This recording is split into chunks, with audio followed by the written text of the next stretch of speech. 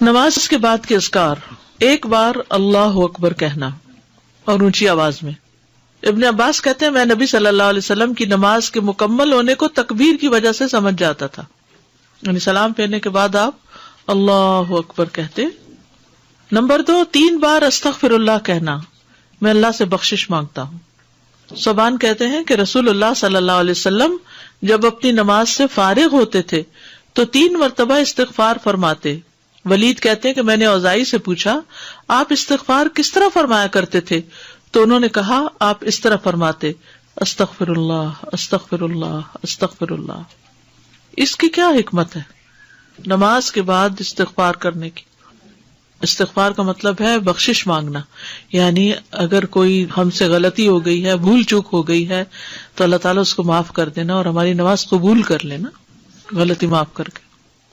Number 3، اللہم انت السلام ومنک السلام تبارکت ذی الجلال والاکرام۔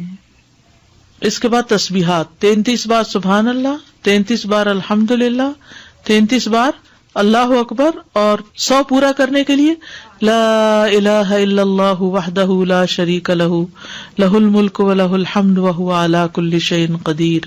ابو ہریرہ رضی اللہ عنہ سے روایت ہے کہ جس نے ہر نماز کے بعد 33 مرتبہ سبحان اللہ، 33 مرتبہ الحمدللہ اور 33 مرتبہ اللہ اکبر کہا تو یہ 99 کلمات ہو گئے، اور 100 کا عدد پورا کرنے کے لیے لا الہ الا اللہ وحدہ لا شریک لہ لہ الملک ولہ الحمد وہو علی کل شیء قدیر کہہ لیا تو اس کے سارے گناہ معاف کر دیے جائیں گے، اگرچہ وہ سمندر کی جھاگ برابر ہوں۔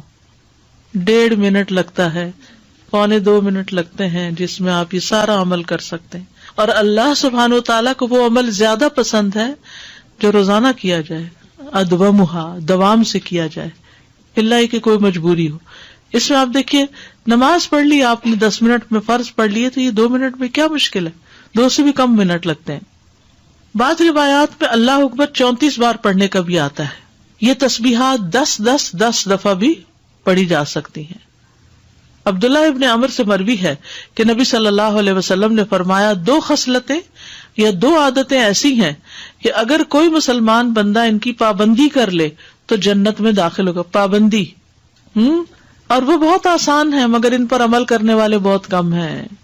ایک یہ ہے کہ ہر نماز کے بعد 10 مرتبہ سبحان اللہ، 10 مرتبہ الحمدللہ اور 10 مرتبہ اللہ اکبر کہے تو زبان کی ادائیگی کے اعتبار سے 150 بار ہے، یعنی ساری نمازوں میں، مجموعی طور پر 5 نمازوں کے بعد، اور ترازو میں 1500 ہوں گے۔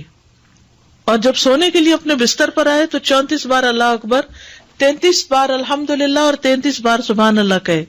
زبان کی ادائیگی کے اعتبار سے تو یہ 100 ہے، مگر میزان میں یہ تسبیحات 1000 ہوں گی۔ رات کو جو سوتے ہوئے پڑھے جاتے تسبیحات فاطمہ، سب تھکاوٹ اتارنے کے لیے۔ یقیناً میں نے رسول اللہ صلی اللہ علیہ وسلم کو دیکھا، آپ انہیں اپنے ہاتھ سے شمار کرتے تھے۔ صحابہ نے پوچھا اللہ کے رسول یہ کیسے ہے کہ یہ آسان عمل ہے مگر ان پر عمل کرنے والے تھوڑے ہیں؟ آپ نے فرمایا سوتے وقت میں کسی کے پاس شیطان آ جاتا ہے اور پہلے اس سے کہ وہ تسبیح پوری کرے وہ اسے سلا دیتا ہے، اور اسی طرح اس کی نماز میں شیطان آ جاتا ہے اور یہ تسبیحات پڑھنے سے پہلے ہی کوئی کام یاد دلا دیتا ہے۔ 25 بار تسبیحات پڑھنا، یعنی یہ بھی جائز ہے، ٹھیک ہے۔ آیت الکرسی، جنت میں جانے کا راستہ۔ رسول اللہ صلی اللہ علیہ وسلم نے فرمایا جو شخص ہر فرض نماز کے بعد آیت الکرسی پڑھے اس کو موت کے علاوہ کوئی چیز جنت میں جانے سے نہیں روک سکتی۔ سبحان اللہ۔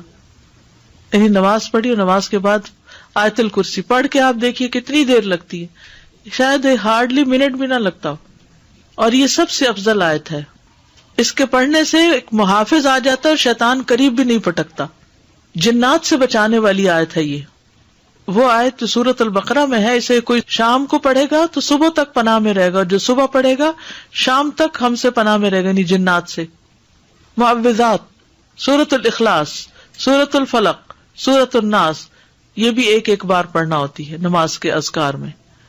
عقبہ بن عامر کہتے ہیں کہ رسول اللہ صلی اللہ علیہ وسلم نے مجھے حکم دیا تھا کہ میں ہر نماز کے بعد معوذات پڑھا کروں۔ ربی اعنی علی ذکرک و شکرک و حسن عبادتک۔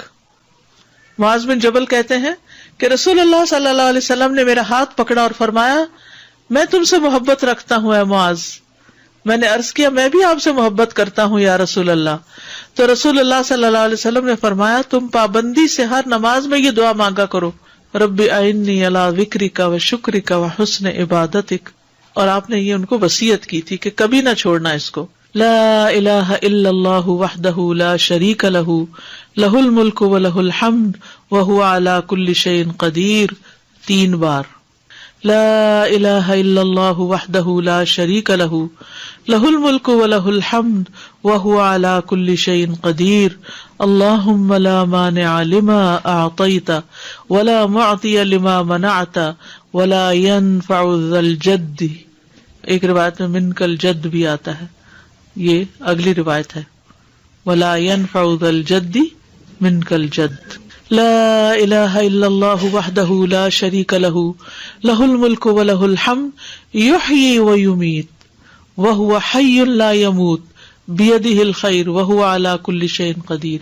یہ دعا اور کس موقع پہ پڑھی جاتی؟ بازار جاتے ہوئے. کئی لاکھ نیکیوں کا ثواب ہے جو بازار میں یہ دعا پڑھ لے.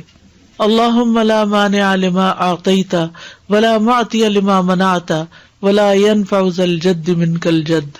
3 بار پڑھنا، ٹھیک ہے؟ یعنی لا الہ الا اللہ وحدہ 3 بار اور پھر اللہم لا مانع. لا الہ الا اللہ وحدہ لا شریک لہ لہ الملک و لہ الحمد وہو علی کل شیء قدیر. لا حول ولا قوة الا باللہ. لا الہ الا اللہ ولا نعبد الا ایاہ لہ النعمة ولہ الفضل ولہ الثناء الحسن. لا الہ الا اللہ مخلصین لہ الدین ولو کرہ الکافرون. رب قنی عذابک یوم تبعث عبادک. اے رب مجھے اس دن کے عذاب سے بچانا جس دن تو اپنے بندوں کو اٹھائے گا. پھر ہے اللہم انی اعوذ بک من الکفر والفقر وعذاب القبر. کفر، فقر اور عذاب قبر سے تیری پناہ میں آتا ہوں اے اللہ. پھر اللہم اغفر لی ما قدمت وما اخرت وما اسررت وما اعلنت وما اسرفت وما انت اعلم به منی انت المقدم وانت المؤخر لا الہ الا انت.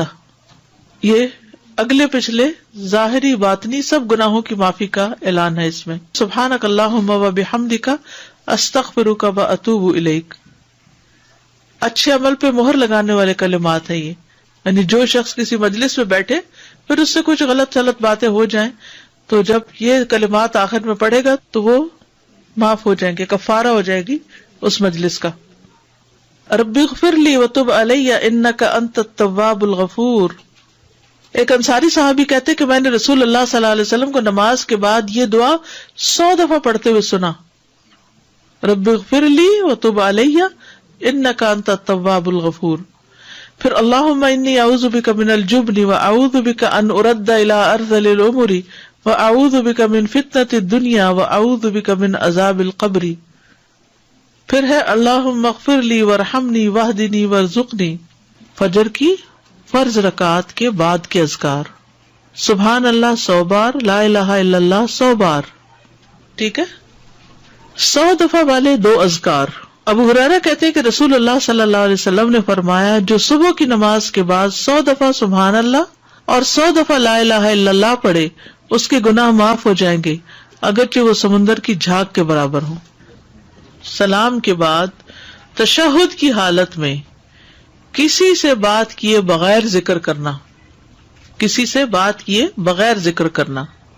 ابو ذر سے مروی ہے کہ رسول اللہ صلی اللہ علیہ وسلم نے فرمایا جو شخص فجر کی نماز کے بعد نماز میں تشہد میں بیٹھنے کی طرح اپنی ٹانگ کو دوہرا کیے ہوئے ہو اور کسی سے بات کیے بغیر 10 مرتبہ لا الہ الا اللہ وحدہ لا شریک لہ لہ الملک و لہ الحمد یحیی و یمیت وہو علی کل شیء قدیر پڑھے گا، اس کے لیے 10 نیکیاں لکھ دی جائیں گی، اس کے 10 گناہ معاف کر دیے جائیں گے، اس کے 10 درجات بلند کر دیے جائیں گے، اور وہ اس دن ہر برائی سے محفوظ رہے گا اور اسے شیطان کی پہنچ سے دور کر دیا جائے گا، اور اس دن اللہ کے ساتھ شرک کے علاوہ کوئی گناہ اس لائق نہیں کہ اس کو پکڑ میں مبتلا کر دے. لا علمی جو ہے، نا علم ہونا جو ہے کتنا نقصان دہ، کتنی دیر لگے گی اس طرح 10 دفعہ پڑھنے میں، لیکن شرط یہ ہے کہ نہ وضو ٹوٹا ہو، نہ آپ اٹھے ہو، نہ بات کی ہو، جدھر بیٹھے ہیں ادھر ہی ٹانگ موڑے ہوئے ہی، یعنی کسی گناہ پہ پکڑ نہیں ہوگی، شرک کیا تو پکڑ ہوگی، یہ مطلب ہے۔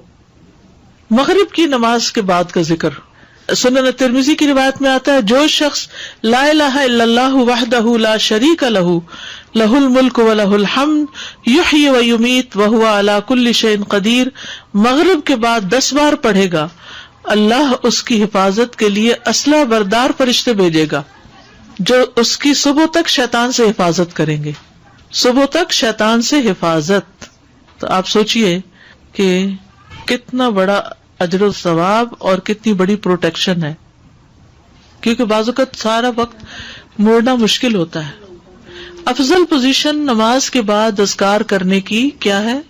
2 زانوں ہو کے بیٹھنا، لیکن اگر آپ اتنی دیر بیٹھ ہی نہیں سکتے، کچھ لوگوں کی تو ٹانگ مڑتی بھی نہیں ہے گھٹنوں کی تکلیف کی وجہ سے، تو پھر ایسی صورت میں 4 زانوں ہو کے بھی بیٹھ سکتے ہیں۔ اگر نیچے بالکل ہی نہیں بیٹھا جا رہا تو پھر کرسی پہ بیٹھ جائیں، اللہ کو تو پتا ہے کہ آپ کیوں ایسے کر رہے ہیں، صرف ریسٹ کے لیے